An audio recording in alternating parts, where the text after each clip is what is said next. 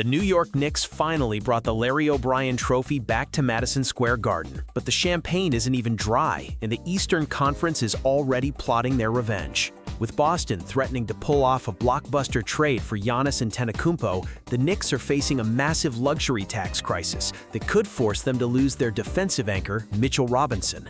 Today, we are breaking down the Celtics' Greek freak gamble, Mitch's looming free agency, and the exact 3 draft prospects Leon Rose is targeting to build a dynasty. Is the longest-tenured Knick about to walk away right after bringing a championship back to Madison Square Garden, or will the front office break the bank to keep their anchor in the paint?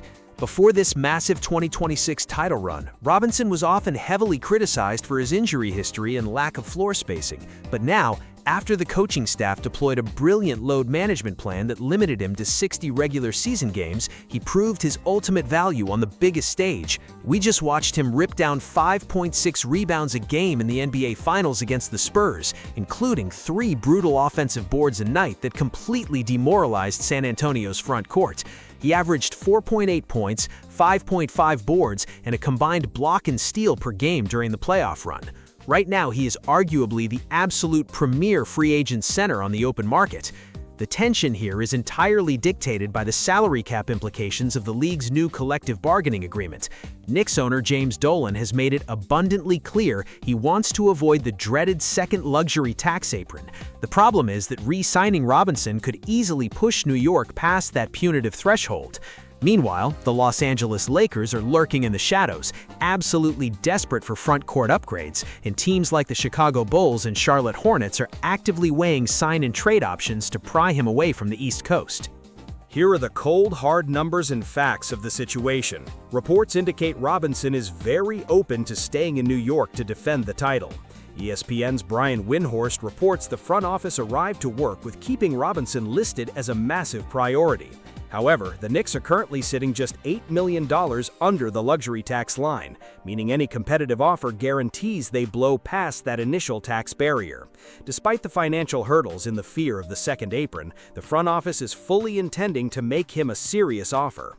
If you analyze the construction of this championship roster, losing a guy like Mitch creates an unfillable void in rim protection and second chance points. The front court rotation of Karl Anthony Towns and Robinson is exactly why this team bullies opponents in the paint. You absolutely do not let a rotation player who secures your physical defensive identity walk just to dodge the second apron. The front office managed his health perfectly this year, and retaining him is the only way you guarantee your title window stays wide open against the rising giants in the Eastern Conference.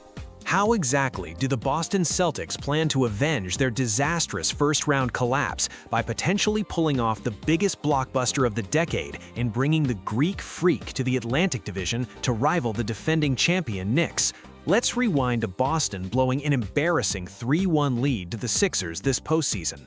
As that series progressed, they were completely bullied by Joel Embiid, who dropped 28.7 points and 8.7 rebounds over the final 3 games. That epic collapse fully exposed Boston's glaring lack of size, physicality, and front-court star power. The Celtics are realizing that a roster stacked with perimeter shooting and wing defense might not be enough to get past physical bigs in the East or survive a 7-game war with New York's deep championship rotation. There is no player on planet Earth capable of fixing those issues faster than Giannis Antetokounmpo. But Boston's front office is staring down a massive, high-stakes tactical dilemma. To get Giannis, they have to break up the Jays. Any realistic trade package forces them to send out Jaylen Brown, who just had an All-NBA season and is squarely in his prime. The drama intensifies because the Milwaukee Bucks are brilliantly using a competing offer from the Miami Heat to leverage the Celtics. The Heat's proposed package reportedly features Tyler Hero, Kel'el Ware, Jaime Jaquez Jr., and the 13th overall pick, and Milwaukee is even demanding that Bobby Portis be included in any Giannis deal. Reports indicate that while Boston has serious interest, they are heavily reluctant to attach major draft capital or blue-chip prospects like Hugo Gonzalez alongside Jaylen Brown. The Bucks are currently operating on a self-imposed deadline leading up to the NBA draft to make a final decision on Giannis Antetokounmpo's future. The Celtics front office isn't making this decision in a vacuum either. They are expected to consult Jason Tatum before pulling the trigger on a move that would completely alter his supporting cast. From a New York Knicks perspective, a Giannis and Tatum pick-and-roll pairing is a terrifying thought for the Eastern Conference. However, shipping out Brown severely guts Boston's elite perimeter defense.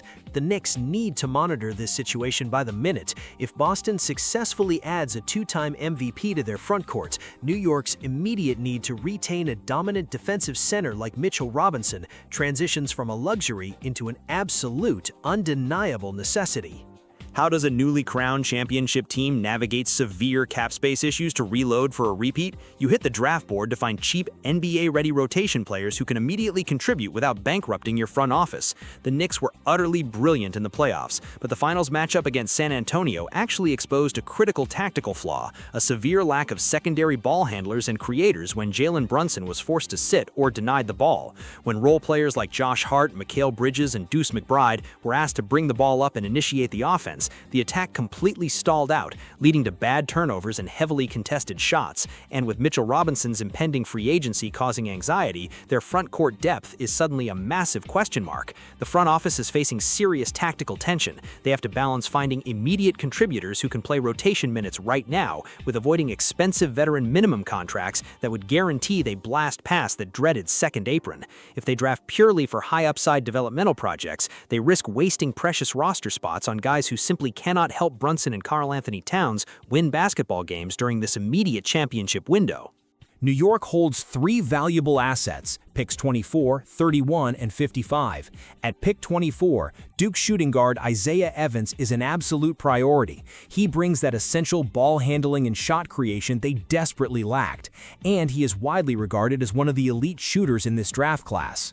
At pick 31, UConn center Tarris Jr. is squarely in the crosshairs. He's a massive physical screener at 263 pounds with a 7'4" wingspan, who dominated the glass with 9.0 rebounds per game.